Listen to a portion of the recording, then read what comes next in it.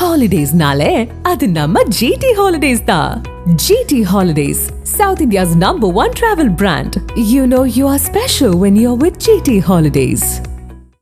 தல்லாக்குளம் எலும்பு roast, market mutton நெஞ்சு chops, Simmakkal வெங்காய குடல், விளக்குத்தூண் ஜிகர்தண்டான்னு மதுரை உணவுகளை சாப்பிட பாண்டி பஜார் பசும்பொன் ரெஸ்டாரண்ட்டுக்கு வாங்க.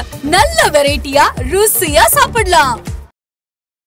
நாளைய திருப்பி இறுதிப்படத்துக்கு வச்சுருந்தாருன்னா ஒரு என்ட்ரி ஒரு எக்ஸ்ட்ரீம் அப்படிங்கிறது மாதிரி. பட் இவருடைய இன்னைக்கு இந்த காலகட்டத்துக்கு அரசியல் பிரவேசத்துக்கு இந்த டைட்டில் 100% ஆப்டாக இருக்கும். விஜய்க்கு ஏற்ற அந்த பவர்ஃபுல்லான ஒரு டைட்டில் இல்லை அப்படிங்கிறத விஜயோட ஃபேன்ஸே என்கிட்ட சொன்ன விஷயமா. ஸோ அப்போது அவங்களுக்கு கூட வேறு டைட்டில் மாத்திரம் நல்லா இருக்கும், கண்டிப்பாக அது பின்னாடி மாறலாம் அப்படிங்கிற ஒரு தாட்டில் தான் அவங்க இருந்துட்டு. செகண்ட் லுக்கும் பார்த்தீங்கன்னா சாட்டை எடுத்து அடிக்கும் போது அந்த பவர்ஃபுல் ரியாக்ஷன் வேணும். அவர் சிரிச்சுக்கிட்டு பண்ணுறது மாதிரி ஒரு ஸ்டில்லை கொடுத்துருக்காங்க. அதே நீங்கள் அப்படியே எடுத்துக்கிட்டீங்கன்னா எம்ஜிஆர் எங்கள் வீட்டு பிள்ளையில் வச்சிருக்கிற அந்த சாட்டையை கம்பேர் பண்ணுங்க. முழுசும் வந்து அரசியல் சார்ந்த ஒரு படமா தான் இந்த ஜனநாயகன் இருக்க போறாரு. ஆமாம் சார், அது கிட்டத்தட்ட உங்களுக்கு வந்து தெலுங்குடைய இந்த ரீமேக் தான் பண்ணுறாங்க, அதாவது கேசரி தான் பண்ணுறாங்க, பாலையா பண்ணது. சோசியல் மீடியா பார்த்தோம்னா அஜித் டோட்டல் பொலிட்டிக்கல் லீடர்ஸ் ஆக்டர்ஸ்லேருந்து அவரை எல்லாம் கொண்டாடி தீர்க்கும் போது வந்து விஜய் சாருக்கு ஒரு பெரிய மைனஸாக தான் போச்சு. அந்த டே சக நடிகர்னா போட்டி பொறாமல் இருந்தால் கூட ரெண்டாவது இவர் வந்து ஃபீல்டை விட்டு நான் போறேன்னு வேறு ஸ்டேட்மெண்ட் கொடுத்தார். அப்படி இல்லைன்னா ஒரு டிவிக்கு தலைவர் அவர் நண்பன் அஜித்துன்னு சொல்லலாம், நடிகர் அஜித்துக்கு வாழ்த்துக்கள் அப்படின்னு சொல்லலாம். உடனுக்குடன் கொஞ்சம் தெரிஞ்சுக்கல ஆதன் சிலை டவுன் பண்ணுங்க, டிஸ்கிரிப்ஷன் லிங்க் இருக்கு. ஆதன் சினிமா அனைவருக்கும் ஒரு பெரிய வணக்கம் அண்ட் வெல்கம் டு ஷோ. இன்னைக்கு நம்ம கூட வெங்கி சார் அணிஞ்சிருக்காங்க. நிறைய விஷயங்கள் இன்னைக்கு நம்ம பேச போறோம். வணக்கம் சார். வணக்கம். எப்படி இருக்கீங்க சார்? நல்லா இருக்கேன் சார். ஜனநாயகத்தில் வந்து நம்ம என்னெல்லாம் பேச போறோம் அப்படின்னு பார்த்தீங்கன்னா ஜனநாயகன்லேருந்து நான் தொடங்கிடுறேன். ஸோ ஜனநாயகம் அப்படின்னு வச்சிருந்தா கூட இந்த ஜனநாயகத்துக்காக என்ன பண்ண போறாரு அப்படின்ற ஒரு கேள்வி இருந்திருக்கும். நிறைய உள்ள நம்ம எதிர்பார்ப்புகளும் அர்த்தம் நிறைய இருந்திருக்கும். ஜனநாயகன் அப்படின்னு வைக்க என்ன காரணம்? நாளைய தீர்ப்பை அவங்க நிராகரிச்சதுக்கு என்ன காரணமா இருக்கும் சார்? நாளை தீர்ப்பு வச்சிருந்தா உண்மையிலேயே நல்லா இருந்திருக்கும். நான் ஃபர்ஸ்ட் படம் அவருக்கு. ஸோ இறுதி படம் இது சொல்கிறார், இப்போ நாளைக்கு எதுனாலும் மாறலாம். பட்டு இந்த நாளைய திருப்பி இறுதி படத்துக்கு வச்சுருந்தாருன்னா ஒரு என்ட்ரி ஒரு எக்ஸ்ட்ரீம் அப்படிங்கிறது மாதிரி போனால் கூட. பட் இவருடைய இன்னைக்கு இந்த காலகட்டத்துக்கு அரசியல் பிரவேசத்துக்கு இந்த டைட்டில் 100% ஆப்டாக இருந்திருக்கும். ஸோ நாளை திருப்பி என்னவாக இருக்கும், ஏன்னா அதை நோக்கி தான் அவருடைய பயணம் இப்போ இருந்துக்கிட்டு இருக்கு. அந்த ரிசல்ட் எப்படி இருக்கும் அப்படிங்கிறது ரொம்ப ஆப்டாக இருந்திருக்கும். ஸோ ஜனநாயகன் அப்படின்னு வச்சுருக்கிறது வந்து மக்கள் நாயகன் அப்படிங்கிறது மாதிரி தான் இந்த மீனிங் போகுது நமக்கு. அதை ஸோ அது வந்து சில பேருக்கு வந்து புரியவே இல்லை. நான் விஜய் ஃபேன்ஸுக்கிட்ட கூட என்னென்னு கேட்கும்போது அவங்களுக்கு அவ்வளோ வந்து இன்ட்ரெஸ்டாக காமிச்சிக்கல. நான் விஜய்க்கு ஏற்ற அந்த பவர்ஃபுல்லான ஒரு டைட்டில் இல்லை அப்படிங்கிறத விஜயோட ஃபேன்ஸே என்கிட்ட சொன்ன விஷயமா இருக்குது. ஸோ அப்போது அவங்களுக்கு கூட வேறு டைட்டில் மாத்திரம் நல்லா இருக்கும், கண்டிப்பாக அது பின்னாடி மாறலாம் அப்படிங்கிற ஒரு தாட்டில் தான் அவங்க இருந்துகிட்டு இருக்காங்க. ஓகே. ஸோ அதனால் ஜனநாயகம் அப்படின்னா கூட அதில் ஒரு அர்த்தம் இருக்குது. நிறைய அதாவது இந்த ஜனத்தை காப்பாற்ற போகிறாரா செய்கிறாரா அப்படிங்கிற மாதிரி ஒரு விஷயம் நமக்கு இருக்கும்னு நினைக்கிறோம். பட் இது எந்த மீனிங்கில் ஜனநாயகன் வச்சான்னு தெரியல. மக்கள் நாயகன்னு சொல்ல வர்றாங்க. மக்கள் நாயகன்னா எடுத்துக்கிட்டோம்னா நம்ம ராமராஜரை பற்றி தான் ஞாபகத்துக்கு இப்போ நான் ஒரு டைட்டில் அது. ஸோ அதனால் அது பெரிய ஆப்டாக இல்லைங்கிறது தான் ஒரு விஷயமா இருக்குது. கூட மேக்ஸிமம் பிடிக்கல டைட்டில். ஓகே. ஆல்ரெடி இளைய தளபதியே இன்னொருத்தர் டைட்டில் தானே சார், அங்கே இருந்தானே வந்துச்சு. ஒரு பீஸ்ட், ஒரு கோட்டு, ஒரு லியோ இந்த மாதிரி கேட்டு வெறியான ரசிகர்களுக்கு இது அவ்வளோ தீனி கொடுக்கல அப்படின்னு ஒரு விஷயமா. இந்த ஃபர்ஸ்ட் லுக்குமே கூட எதை சார் பிரதிபலிக்குது? ஏன்னா ஆவரேஜ் அரசியலை நாங்கள் சொல்ல மாட்டோம், அரசியல் அதிகமாக இருக்காது. ஹெச் வினோத் படத்தில் வந்து அவர் ஒரு கமர்ஷியலாக முடிக்க போகிறார் அப்படின்னு சில தகவல்கள் வந்திருந்தாலுமே கூட இதுதான் அவர் செஞ்ச ஒரு சின்ன மிஸ்டேக்கோ. ஏன்னா இந்த செல்ஃபி எடுக்கிறதா இருக்கட்டும், நெய்வேலி இஷ்யூ நம்மளுக்கு ஞாபகப்படுத்துது, சாட்டையை விளாசுறதா இருக்கட்டும், இந்த அரசியலில் வந்து ஸோ இதெல்லாம் கனெக்ட் பண்ணிப்பாங்கன்னு தெரிஞ்சு தான் இது வந்திருக்கும். ஸோ என்ன நடக்க போகுது உள்ள, எந்த மாதிரி எதிர்பார்க்கலாம் நம்ம? அவர் படப்பட்டில் எடுத்த அந்த செல்ஃபி உடைய ஸ்டில்லை தான் ஃபர்ஸ்ட் லுக்காக ரிலீஸ் பண்ணிட்டாங்க. ஓகே. பட் அதாவது விஜயுடைய அந்த டைட்டிலும் இந்த ஃபர்ஸ்ட் லுக் செகண்ட் லுக்குங்கிறது எவ்வளோ எந்த அளவுக்கு அதாவது ரொம்ப தீயாக இருக்குங்கிற ஒரு விஷயம் நம்ம நிறைய கோட் வரைக்குமே பார்த்துருக்கோம். ஆமாம். ஸோ இதில் வந்து எல்லாமே ஆஃப் ஆகிட்டே ட்ராவல் பண்ணுறது மாதிரி இருக்குது. ஃபர்ஸ்ட் லுக்கும் பெரிய ரெஸ்பான்ஸ் இல்லை ஃபேன்ஸுக்கிட்ட, அவங்க ஃபேன்ஸுக்கே பெருசாக வந்து ஆப்டாக இல்லை. செகண்ட் லுக்கும் பார்த்திங்கன்னா சாட்டை எடுத்து அடிக்கும் போது அந்த பவர்ஃபுல் ரியாக்ஷன் வேணும்.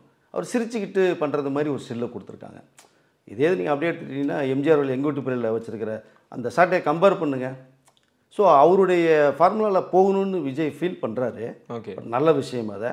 பட் அதுக்கு ஏற்றது மாதிரி அவருடைய இந்த பயணம் இருக்கணும் இல்லையா, அது கொஞ்சம் கம்மியாக தான் தெரியுது. சார் நான் ஆணையிட்டால் அது அப்படின்னு போடுறாங்க, நடந்து விட்டால் போடல சார். அவர் ஃபயரை போட்டு விடுறாங்க, அது நடக்கும் அப்படின்றதுக்கான விஷயமா. இன்னும் சொல்லணும்னா எம்ஜிஆரோட வழி தானே சார், எம்ஜிஆர் ஃபார்முலாவா மீண்டும் 3 எழுத்து மந்திரம் தான் மீண்டும் ஒலிக்க போகுது அப்படின்னு அவங்க கட்சி பாடலில் அது இருந்தாலும் எல்லா இடத்துலையும் இதை திணிக்க ஆரம்பிச்சிட்டாங்களோ. அப்போ அந்த படமும் அப்படிதான் இருக்க போகுது, முழுசும் வந்து அரசியல் சார்ந்த ஒரு படமாக தான் இந்த ஜனநாயகன் இருக்க போறாரு. ஆமாம் சார், அது கிட்டத்தட்ட உங்களுக்கு இந்த தெலுங்குடைய இந்த ரீமேக் தான் பண்ணுறாங்க, அதாவது கேசரி தான் பண்ணுறாங்க, பாலையா பண்ணது. அதில் ரொம்ப சூப்பர் ஹிட் ஆன படம், பாலையாவோட பெர்ஃபார்மன்ஸில் ரொம்ப பியூட்டிஃபுல்லாக இருக்கும். பட் தமிழுக்கு தகுந்த மாதிரி, விஜய்க்கு தகுந்த மாதிரி சில சீன்ஸில் ஆட் பண்ணுறாங்க. இன்றைக்கி இருக்கிற கவர்மெண்ட்டை அட்டாக் பண்ணி தான் நிறையா சீன்ஸ் அதுக்குள்ளே வரப்போகுது. இப்போ விஜயுடைய அந்த ஃபயரான டைலாக்கு, அந்த ஆக்ஷன் பிளாக்லாம் பார்த்தீங்கன்னா இருக்கிற கவர்மெண்ட் அட்டாக் பண்ணுறது மாதிரி தான் இருக்குது. பட் வினோத் அவருடைய ஃபார்முலேருந்து வெளியே வரமாட்டார் மோஸ்ட்லி. பட் அவருக்குன்னு ஒரு பேட்டர்ன் இருக்குது. ஏன்னா டோட்டலாக விஜயோட படம் தான் ஒரு லாஸ்ட் 2 படமும் அவருக்கு அமைஞ்சிடக்கூடாது இல்லையா. அதுக்குள்ளே ஒரு கமர்ஷியலாக ஒரு நார்மலாக ஒரு மெசேஜோடு தான் ட்ராவல் பண்ணுறது மாதிரி இருக்குது அவருடைய பயணமும். பட் இது full and full commercial masala அரசியல் சம்மந்தப்பட்ட படம் தான். ஓகே, இருக்கிற கவர்மெண்ட் அட்டாக் பண்ணுறாரு Vijay, full and full attack பண்ணுறாரு. அது எந்த ரூட்டில் போகிறாருங்கிறதான் ஒரு விஷயம். சொல்ல போகிற மெசேஜ் தான் மக்கள்கிட்ட போய் ரீச் ஆகணும். ரெண்டாவது நீங்கள் கேட்டீங்க எம்ஜிஆர் ஃபிலிமில் போகிறாரான்னு, போகிறது நல்ல விஷயந்தான். ஆனால் அவரை மாதிரி வந்து ஃபீல்டு ஒர்க் பண்ணணும். அது விஜய் சார் இன்னும் இறங்கலை. அவர் மக்கள்கிட்ட போய் ரீச் ஆனார், சந்து பந்தெல்லாம் போனார், ஆக்சுவலாக மக்களை சந்தித்தார், தோளில் கைப்பிட்டார், கட்டி பிடிச்சார், முத்தம் கொடுத்தாரு, என்னென்னோ பண்ணார் இல்லைங்களா. அது இன்னும் விஜய் சார் வந்து இன்னும் இறங்கி அடிக்கலை. பட் மேபி ஸோ வரப்போகிற பீரியடில் அவர் இறங்கி மக்களை சந்திக்கலாம். ஏன்னா நம்ம கேரளில் நின்றுட்டு பேசுகிறதும், ஒரு அவருடைய இந்த பனையூர்லேருந்து பேசுகிறதும், இந்த ஸ்டேட்மெண்ட்டு வந்து இப்போதைக்கு யாரும் ஏற்றுக்கல அதை. ஸோ வேங்கவேலுக்கு போகிறார், போகும்போது இறங்கி அடித்தாருன்னா ஸோ பரபரப்பாக பேசப்படலாம். ஓகே, இதெல்லாம் பண்ண போகிறோன்னு பொறுத்திருந்து பார்க்கலாம். அந்த ஆலோசனை கூட்டம் கூட நம்ம பார்த்துருந்தோம். அதுலேயும் அந்த காயின் கொடுத்த விஷயம், அதுலேயும் விஜய் அவர்களோட புகைப்படம் பொருந்தின சார் என்ன வெளிப்படுத்த வராரு சார்? இந்த அதான் இந்த உள்ளுக்குள்ள சின்ன சின்ன பூசல் நடக்குது இல்லையா, புஷி கிட்ட நடக்குது, பொருளாளர் போய் அங்கே போய் லெட்டர் கொடுத்து பெர்மிஷன் கேட்டது, புஷியை வெளியில் வச்சா நல்லா இருக்குன்னு அந்த ஒரு ஸ்டேட்மெண்ட் போய்கிட்டு இருக்கு. அப்புறம் ஜான் ஆரோக்கியசாமி பேசின ஆடியோ லீக் அவுட் பண்ணுது. இவ்வளோ விஷயங்கள் நடந்துகிட்டு இருக்கும்போது விஜய் வந்து ஒரு பிளானோட தான் ட்ராவல் பண்ணி போய்கிட்டே இருக்கார். அதனுடைய வெளிப்பாடு தான் இப்போது மாவட்ட செயல் நியமனம் பண்ணுது. ஓகே, வந்து ஒரு சில்வர் காயின் கொடுத்தது. பட் எல்லா பேரையும் பார்த்தீங்கன்னா கோல்டு காயின் கொடுத்துருக்கலாமே அப்படிங்கிற விஷயம் தான். ஒன்றும் பிரச்சனை, 1 கிராம் கோல்டு காயின் பெரிய விஷயம் அவருக்கு. அதை ஆமாம், பட் சில்வர் காயின் கொடுத்தாரு, சரி அக்செப்டட், ஏதோ ஒன்று அன்பாக கொடுக்குறாரு, வாங்கிக்கலாம். ஸோ மாவட்ட நியமனம் பண்ணது, புஷியானந்த் வெளில வச்சுட்டு சில விஷயங்கள் சீக்கிரட்டாக பேசுனது, அது ஒரு பக்கம் ட்ராவல் ஆகுது. அதை நான் புஷியானந்த் வெளில அனுப்புறதுக்கான வாய்ப்புகள் கிடையாது. பட்டு இருந்தாலும் அந்த லிமிட்குள்ளே வச்சுருப்பாருன்னு தான் தோணுது இந்த பணம் நடந்த சம்பவங்கள். ஆனால் அந்த ஆலோசனை கூட்டம் முடிஞ்சதுக்கு அப்புறம் சில இடங்களை நம்மளால பார்க்க முடியுது, இவ்வளோ நாளாக உழைச்ச எங்களுக்கு அதுக்கான அங்கீகாரம் கிடைக்கல அப்படின்ட்டு நிறைய பேர் அவங்களோட விஷயங்களை பகிர்ந்துட்டே வராங்க. இதெல்லாம் தான் விஜய் அவர்களுக்கு பின்னடைவா இருக்குமோ வருங்காலத்தில்? ஏன்னா இன்னும் உட்கட்சி பூசல் ஆல்ரெடி இருக்கிறது நம்மளுக்கு தெரியும்.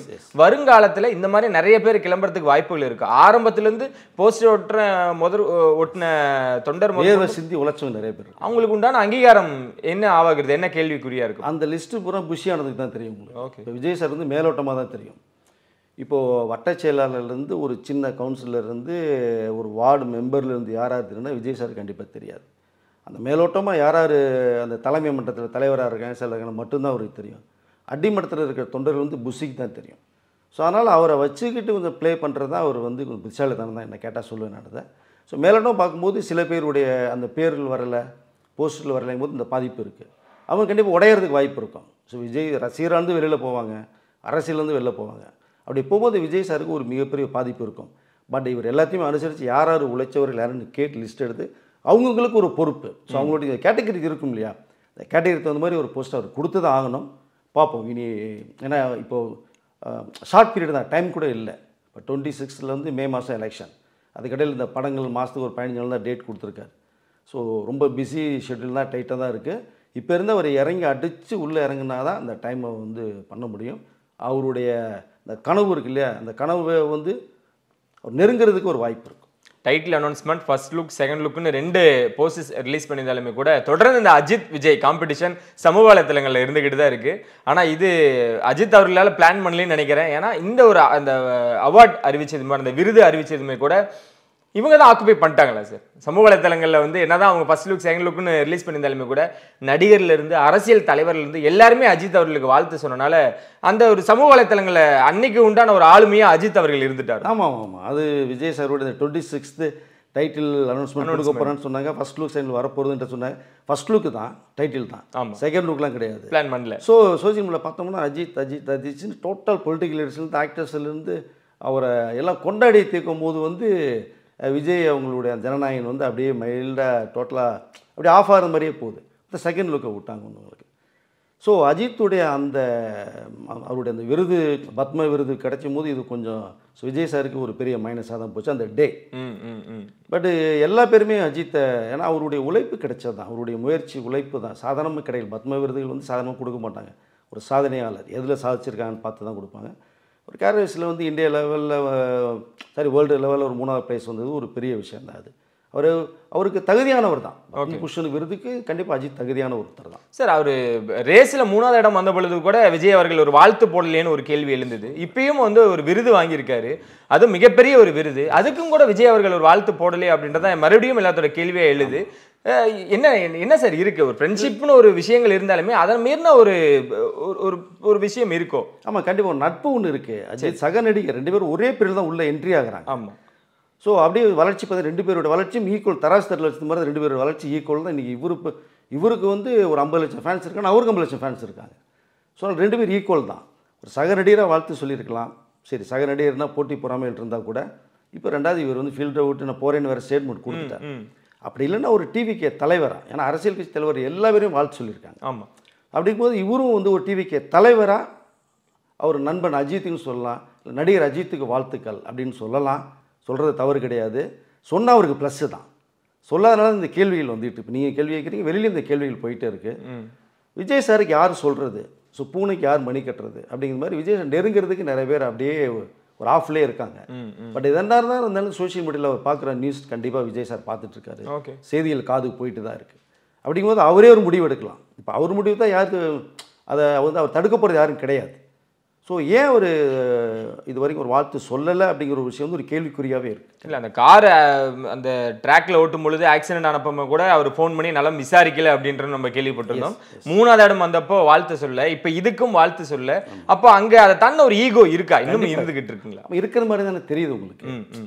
ஏன்னா கார் ஆக்சிடென்ட் தப்பிச்சது பெரிய விஷயம். இந்த ரஜினியெல்லாம் வந்து ஷாக் ட்ரீட்மெண்ட் கொடுத்தாரு, அதை பார்த்துட்டு. ஸோ அதை இந்தளவுக்கு விஷயப்பரிச்சு தேவையாங்கிறது மாதிரி கொடுத்தாரு. ஆனால் அஜித் என்ன ஒரு ஸ்டேட்மெண்ட் கொடுத்தாரு உங்களுக்கு. ஸோ விடாமுயற்சியோட ப்ரொடியூசர் டைரக்டரையும் and good bad ugly producer டைரக்டரையும் கூப்பிட்டு ஏதாவது பேட்ச் ஒர்க் இருக்கான்னு கேட்குறாரு. பேட்ச் ஒர்க்குன்றது எடிட் பண்ணி டபுள் பாசிட்டிவ் பார்க்கும் பேட்ச் ஒர்க் தேவைப்படும் இப்போ ரியாக்ஷனுக்கு, அதெல்லாம் கேட்குறாரு. இருக்கான்னு கேட்குறாரு. எல்லாம் முடிச்சிட்டான்றாங்க. அவங்களோட டவுட்டு, என்ன சார் எப்பவுமே கேட்க மாட்டேங்க, இப்போ கேட்குறீங்க? இல்லை, நான் கார் ரேஸுக்கு போகிறேன், அங்கே எனக்கு எதுவெல்லாம் நடக்கும் சொல்ல முடியாது.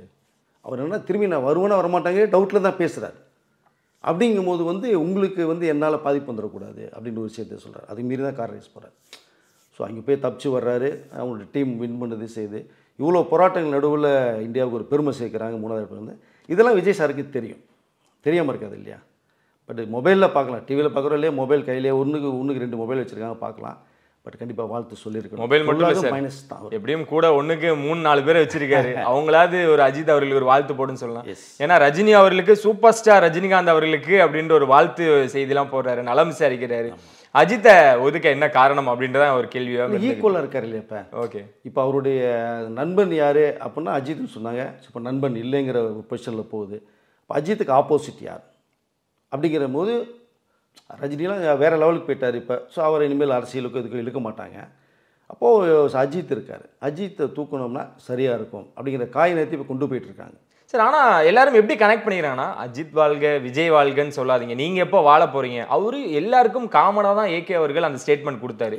அது விஜய் அவர்களுக்கு ஒரு ஈகோவாக அது ஆரம்பிச்சிருச்சோ? இல்லை, அது ஈகோ பண்ணுறதுக்கு வாய்ப்புகள் வேணான்னு தான் சொல்வேன் நான். அதை ஒரு நல்ல விஷயத்த என்ன சொல்கிறாரு ஃபேன்ஸ் வந்து, அதாவது அவர் என்ன சொல்கிறார், அஜித் வாழ்க விஜய் வாழ்கன்னு சொல்கிறீங்க, சொல்லாதீங்க நீங்கள் வாழுங்கன்னு சொல்கிறாரு. அது எல்லா நடிகர்களுக்கும் பொதுவான ஒரு விஷயந்தான். அவங்களுக்கு சார்பாக அஜித் சொன்னதாக எடுத்துக்கலாம். ஒரு நீங்கள் சொன்னது மாதிரி வந்து அஜித் வாழ்கன்னு ஏன் சொல்கிறீங்க, சொல்லாதீங்கன்னு சொல்லியிருந்தா கூட பரவாயில்ல, விஜய் வாழ்கன்னு ஏன் சொல்கிறார் அஜித்? இப்போ நம்ம அரசியலுக்கு போகிறோம், இப்போ போகும்போது வந்து விஜய் வாழ்க தலைவா வாழ்கன்னு தான் கண்டிப்பாக சொல்ல தான் செய்வாங்க தொண்டர்கள், அதை மறுக்கவே முடியாது. அந்த ஒரு டாட் கூட விஜய்க்கு வந்து இருக்கிறதுக்கான வாய்ப்புகள் நிறையா இருக்குது. ஓகே, அஜித்தோட பாதிப்பில் தான் இந்த விஷஸ் பண்ணாமல் இருக்காரோன்னு நினைக்க தோன்றும். புரியுது சார். அதுக்கப்புறம் அஜித் அவர்களுக்கு இந்த விருது வழங்கும் பொழுது அதை சுற்றி நிறைய விஷயங்கள் ஓடிக்கிட்டு இருக்கு, எல்லாம் பயங்கரமாக டீகோட் பண்ண ஆரம்பிச்சிட்டாங்க.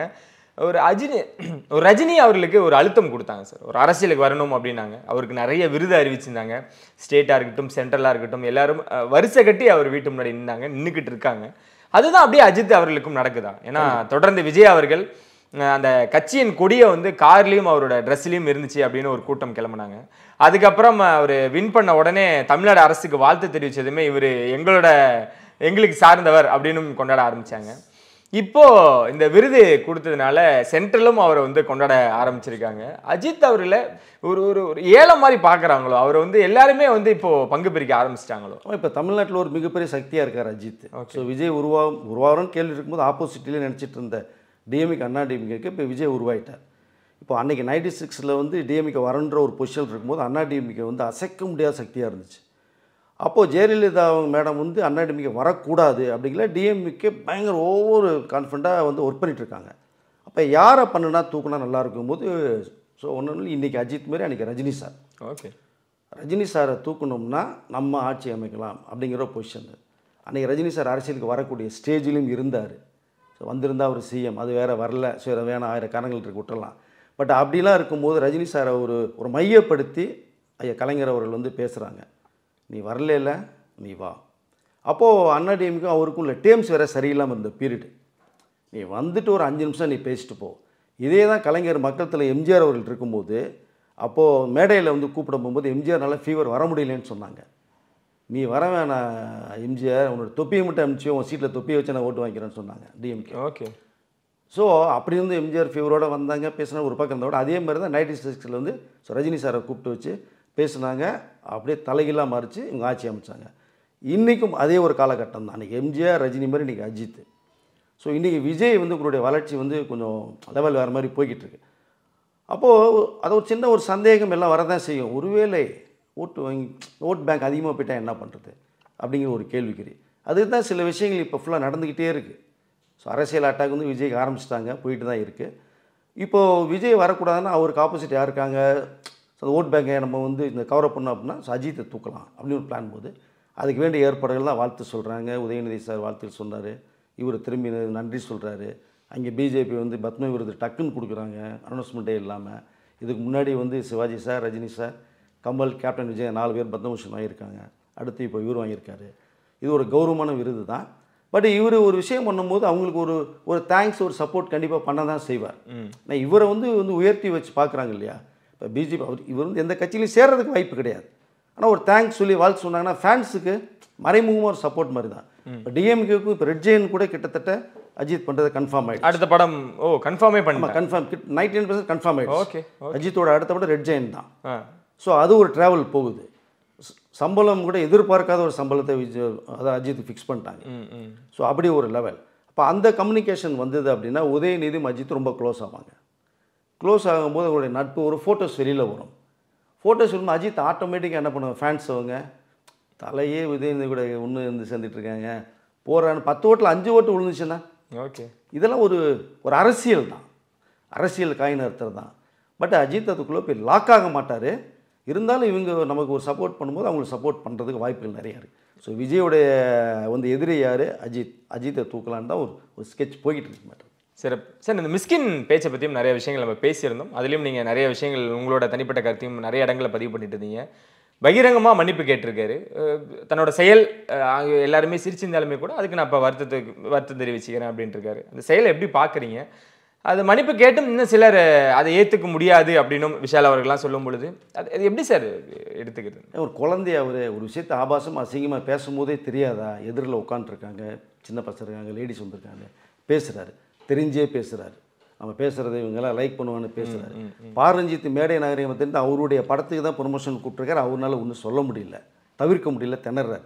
ஸோ வெற்றிமாறன் அமீருங்கிற மிகப்பெரிய லெஜெண்ட் உட்காந்துருக்காங்க. லிங்குசாமி உட்காந்து பேச்சை கேட்க முடியாமல் பாதியில் இருந்துச்சு போயிட்டார். இதற்கப்புறமேல வந்து மிஸ்கின் பேசுகிறது தவறு அப்படின்னு வெளியில் சோசியல் மீடியாவும் ஃபோக்கஸ் பண்ணுறதுக்கு அப்புறம் நம்ம தாமரை அவர்கள், அருள்தாஸ், நம்ம தனஞ்சயன், ஸோ இன்னும் பிரபலங்கள் நிறைய பேர் அட்டாக் பண்ணும்போது தான் சரி ஒரு வழியே இல்லை. ஸோ ஃபார்மாலிட்டிக்கு வருத்தத்தையும் மன்னிப்பு தெரிவிக்கணும் தான். அவர் அந்த மன்னிப்பு கேட்குறது கூட தென்னாவட்டாக தான் பேசிகிட்டு இருக்கார். நீங்கள் நல்லா வாட்ச் பண்ணிங்கன்னா தெரியும். அப்படி எல்லாம் சொல்லி முடிச்சுட்டு நீங்கள்லாம் உட்காந்து ரசிச்சுட்டு தானே இருந்தீங்கன்னு எதிரில் உட்காந்து காமிக்கிறார். அங்கே மீடியா பீப்புள்ஸ் இருக்காங்க, அவங்கள நோக்கி தான் சொல்கிறார். நீங்களாம் நான் பேசும்போது சிரிச்சிங்க ரசிச்சிங்க இல்லை, இப்போது கேட்குறீங்க மாதிரி தான் கேள்வியை வைக்கிறார். இன்னமும் ஒரு முழு மனசோட மன்னிப்பு அவர் கேட்கல, பேசுகிறது வருத்தம் தெரிவிக்கலை. என்ன பண்ணுறது அவருடைய ஆன்சருக்கு அப்படி தான் தோணுது. செகண்ட் திங் வந்து எல்லாம் கேட்டு முடிச்சுட்டு லாஸ்ட்டாக என்ன சொல்கிறாரு, உங்களை மன்னிக்கிறதுனால நான் வந்து இறைவன் ஆகிறேன்றார். அங்கே ஒரு செக் வைக்கிறார். நான் கடவுள்றா, நீங்களாம் மனுஷன் உங்களை மன்னிக்கிறேன்டான்றது மாதிரி தான் அவருடைய பேச்சு. இவருடைய இறுதி பேச்சு அப்படி தான் இருக்குது. அது டோட்டலாக என்ன பொறுத்தவரைக்கும் மிஸ்கின் திருந்த மாட்டாருன்னு தான் தோணுது. அதில் இன்னொரு ஸ்டேட்மெண்ட்டும் சொல்கிறாரு சார். என்னோட ஓனாயும் ஆட்டுக்குட்டியும் படம் அப்போ ஒரு சேட்டலைட் உரிமம் வாங்கும் பொழுது என்னை ஒரு அறைக்குள்ளே கூட்டிகிட்டு போய் ஒரு 10 பேருக்கு மேற்பட்டோர் இருந்து மிரட்டி என்னை ஒரு 75 லட்சத்துக்கு அந்த படத்தோட சேட்டலைட் உரிமத்தை வாங்கினாங்க அப்படின்ட்டு. அது இன்னும் நடக்குதுங்களா சார்? அது நடந்ததா அப்படின்ற ஒரு கேள்வியும் இருக்குது.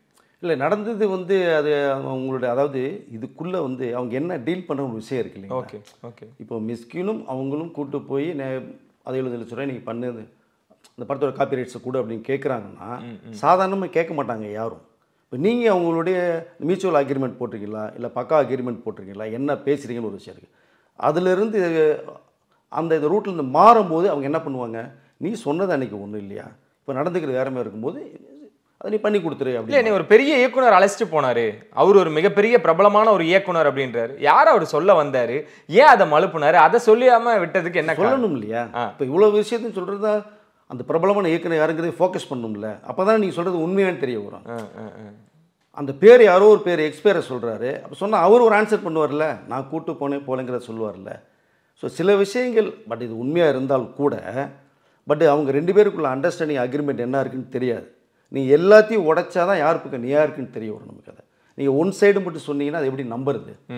அது சொல்கிறது வந்து ஒரு பக்கமாக தான் தெரியுது பாருங்க. ஓகே, கமல் அவர்கள் திடீர்னு ஒரு வீடியோ ஸ்டேட்மெண்ட் கொடுக்குறாங்க. எதனால் சார் வீடியோவில் வர என்ன காரணம்? அந்த அவசர நிலை இதனால் ஏற்பட்டுச்சு. நிறைய விஷயங்கள் ஷேர் பண்ணாரு. என்ன நடக்க போகுது அடுத்து உலகநாயகன் அவர்களை சுற்றி? எல்லாத்துக்கும் அவர் வேறு அப்படி கூப்பிடக்கூடாதுன்னு இருக்காரு. கேஹெச் என்ன பண்ண போகிறார்? இப்போ எல்லாமே பட்டத்தை வேணான்னு சொல்லிட்டு இருக்காங்க. அது முதல்ல சொன்னதே ரஜினி தான் சொன்னார், சூப்பர் ஸ்டாருக்கு வேணான்னு சொன்னார். அப்புறம் தலை அஜித் சொன்னார், இப்போ கமல் உலகம் வேணாட்டார். பட்டு அங்கேருந்து வீடியோக்கெல்லாம் நம்ம அஜித் கூட வாழ்த்து சொல்லியிருக்காரு. இன்றைய இந்த அரசியல் நடப்புகளை பற்றியும் ஒரு சில விஷயங்கள் பேசிகிட்டு இருக்காரு. அநேகமாக மே மாதம் ஒரு எம்பி ஆகிறதுக்கான வாய்ப்புகள் நிறையா இருக்குது. ஓகே, ஸோ கன்ஃபார்ம் அது. இதுக்கிடையில் வந்து அமெரிக்காவில் தான் இன்னும் இருக்கார். அவர் இன்னும் வரலைங்க. அந்த ஏஐ டெக்னாலஜி முடிச்சுட்டு ஒரு கோர்ஸ் முடிச்சிட்ருக்கார். முடிச்சுட்டு வந்தோன்னே நீங்கள் வந்து கமல் ஒரு வித்தியாசமான Kamal full and full action block சென்டிமெண்ட்டில் ஒரு கதையை எடுக்கிறார். அதை வந்து நம்ம டைரக்டர் அன்பறிவு வந்து ஃபிக்ஸ் பண்ணிட்டார். இப்போ அன்பறிவையும் வந்து கமல் அமெரிக்கா கூப்பிட்டார். ஓகே, இப்போ அவங்க 2 பேருமே அங்கே தான் இருக்காங்க. ஸோ இப்போ கமல் அன்பறிவு 3 பேருமே சேர்ந்துட்டு இந்த டே பொழுதை வந்து இன்ஸ்டியூட்டை போய் பண்ணிட்டு வந்தாங்கன்னா ஈவினிங் நைட் பொழுது பூரா கதையை டிஸ்கஷன் பண்ணிவிட்டு அந்தந்த ஸ்டேட் ஒவ்வொரு ஸ்டேட் போகிறாங்க, வாக் பண்ணுறாங்க, கதையை ஃபுல் அண்ட் ஃபுல் டெவலப் பண்ணிட்டு வராரு. ஒரு இங்கிலீஷ் படம் பார்த்து ஸோ மிஷன் இம்பாசிபிளா எப்படி ஆண்டால்டு படமா என்ன மாதிரி இருக்கோ அதை விட ஒரு ரேஞ்ச் அதிகமாக பண்ணணும்னு சொல்லி ஒரு டிஸ்கஷன் போய்கிட்டு இருக்கு. அது வந்தோன்னே அநேகமாக ஏப்ரல் மாதம் ஷூட்டிங் ஆரம்பிக்கிறத ஒரு பிளானிங்கில் கமல் இருக்கார். தக் லைஃப்மே கூட இவர் சொல்லி தான் அந்த தேதி வெளியிடுற தேதியும் தள்ளி போயிருக்கு அப்படின்ட்டு அவரு அங்கேருந்து அந்த மாதிரி விஷயங்கள் சொல்லக்கூடியவரா சார்? இல்லை மணிரத்னம் அவர்கள் தான் இந்த டேட்டில் வந்தால் நல்லா இருக்கும்னு ஜூனை ஃபிக்ஸ் பண்ணியிருக்காங்க. அது வெக்கேஷன் டைம் நல்லா இருக்கும். இப்போ வரும்போது அது சில படங்கள்லாம் வந்துகிட்டே இருக்கு, விடாமச்சு வருதுனாங்க, குட் பை அகிலி வருது அப்படின்றாங்க. இந்த இதில் இருக்க வேண்டாம்னு ஒரு ஃபீல். ரெண்டாவது அவர் வந்து அமெரிக்காவில் போயிருக்கார். இப்போ அவர் வந்து பார்த்துட்டு அவர் அது ப்ரொமோஷனுக்கு அவர் வரணும் கண்டிப்பாக. ஸோ அது ஒரு பெரிய லெவலில் பண்ணுறது எப்படி பொன்னியின் செல்வனுக்கு பண்ணாங்களோ அந்த ரேஞ்சு பண்ணுறது மாதிரி ஒரு பிளானிங் போயிட்டுருக்கு. மணிரத்ன கமலுக்கு போயிட்டுருக்கு. டோட்டலாக ஒரு ரவுண்ட் போலான்னு இருக்காங்க. அதான் அதுக்கு அவர் வரணும் இங்கே. அப்படிங்கும்போது அதுக்காக கொஞ்சம் டைம் எடுக்கிறார். டைம் எடுக்கும்போது ஜூனில் ரிலீஸ் பண்ணால் நல்லாயிருக்கும் அப்படிங்கிற ஒரு விஷயத்தில் இவங்களும் டிசைட் பண்ணதான், கமலும் சொன்ன விஷயம் தான் அது. பட் ஜூன் கன்ஃபார்ம் தக் லைஃப். ஓகே சார், ஃபைனலாக சிலம்பரசன் அவர்கள் அவரோட படத்தோட அப்டேட் எப்போன்னு கேட்டுகிட்டே இருந்தோம். இன்றைக்கி அவர் அப்டேட்னு ஒரு விஷயங்கள் போட்டு நிலைமை கூட டிராகன் படத்தோட அப்டேட்டில் அவர் இருக்கார். ஸோ எப்போவுமே எல்லாருக்குமே ஒரு ஃப்ரெண்ட்லியாக இருக்கக்கூடியவர்னா சிலம்பரசன் அவர்கள், அதுலேருந்து ஒரு மாற்றமும் இல்லை. என்ன நடக்க போகுது சார்? எப்போ என்ன அவர்கிட்ட இருந்து என்ன எதிர்பார்க்கலாம்? அஸ்வந்த் மாரிமுத்தோட படத்துலேருந்து வர அப்டேட் தான் அடுத்து வரப்போகுதா, இல்லை பார்க்கிங் படத்தோட இயக்குனராக என்ன நடக்க போகுது சிலம்பரசன்? அஸ்வந்த் மாரிமுத்து படம் இப்போ பண்ணுற ஐடியாவில் அவர் இல்லை. ஓகே, கிட்டத்தட்ட ப்ராசஸ் எல்லாம் போய் நெருங்கி வர சமயத்தில் அவர் ஆஃப் ஆகிட்டார். இல்லைன்னா இந்த டேட் வேஸ்டான இப்போ சும்மா இருக்கார் இல்லையா சிம்பு, இந்த டேட் அவரு அதை பண்ண வேண்டிய படம். ஸோ அதை வந்து பண்ணாமல் என்ன காரணம்னு தெரில, அதை அப்படி ஆஃப் பண்ணிட்டார். ஸோ தேசிங்க பெரியசாமி கிட்டத்தட்ட பண்ணுறதுக்கான வாய்ப்புகள் நெருங்கி வந்துடுச்சு. ஸோ பார்க்கிங் டைரக்டருக்கு வந்து அடுத்த லெவலில் தான் பண்ணுவார்னு நினைக்கிறேன். இவர் தேசிங்கு பண்ணுறது கன்ஃபார்ம் ஆகிடுது. ஓகே, பெரிய பொருட்செலவு அப்படின்லாம் சொன்னாங்க சார். பிரம்மாண்டமாக உருவாக போகுதா? அதுக்கான எல்லா அம்சங்களும் கூடி வந்திருக்கா? ஆமாம். ஏன்னா அந்த கதை கிட்டத்தட்ட ரஜினி சாருக்காக உருவாக்கின கதை தான் அது. ஓகே, கொஞ்சம் மாறுதல் பண்ணி இப்போ சிம்புக்காக சில காட்சிகளாக மாற்றி அமைக்கப்பட்டு அந்த சிம்புகிட்ட சொன்னோன்னா அவர் ரொம்ப பிடிச்சிருக்கு அப்படின்ட்டார். ஸோ அதனால் தேசிங்க்கு தான் ஃபஸ்ட்டு சாய்ஸ் வந்து சிம்பு பண்ண போகிறாரு. அது அநேகமாக மார்ச் வந்து பிளானிங் போகுது. அது சரி, இறுதியாக அந்த அஜித்குமார் கொடுத்த விருது சூர்யா அவர்கள் நிறைய நல்ல விஷயங்கள் பண்ணிட்டு இருக்காரு. நடிப்பையும் தாண்டி சமூகத்துக்காக நிறைய விஷயங்கள் பண்றாங்க. பள்ளி குழந்தைகளை படிக்க வைக்கிறாங்க. ஏன் எங்க சூர்யாவுக்கு கொடுக்கல அப்படின்ற ஒரு கோபத்திலையும் அவங்களோட ரசிகர்கள் சோசியல் மீடியாக்கள்ல நிறைய விஷயங்கள் பதிவிட்டு இருக்காங்க. இது எப்படி சார் நம்ம பார்க்கலாம்? இல்லை, அவருடைய ட்ரஸ்ட்டில் வச்சு நிறைய எஜுகேஷனுக்கு சூர்யா பண்ணிட்டு இருக்கிறது எல்லாரும் தெரிஞ்ச விஷயம் தான்.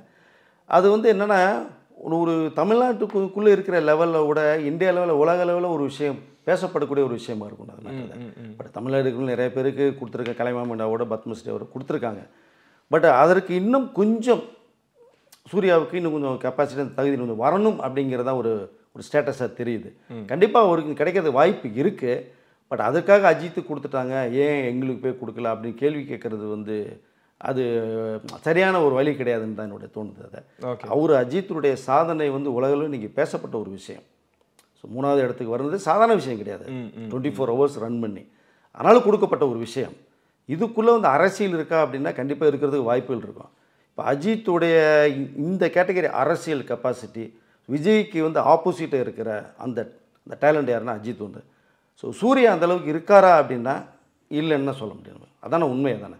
ஸோ அதனால் அரசியல் ரீதியாக பார்க்கும்போது விஜயை அடிக்கணும்னா யார் அடிக்கலாம், தூக்கலான்னா அஜித்.